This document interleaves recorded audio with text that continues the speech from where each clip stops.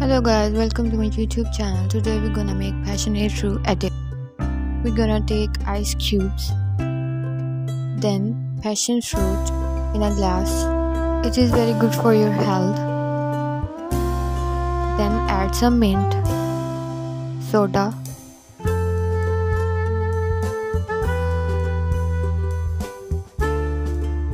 at the end add some lemon and serve.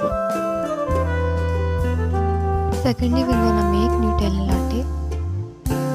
First we add some hot milk in a glass.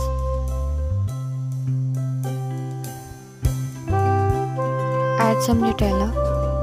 Stir it well until it mixes well in the hot milk.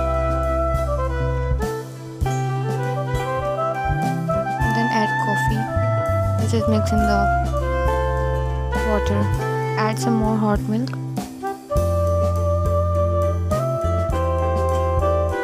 Garnish with whipped cream and chocolate. Don't forget to subscribe my YouTube channel.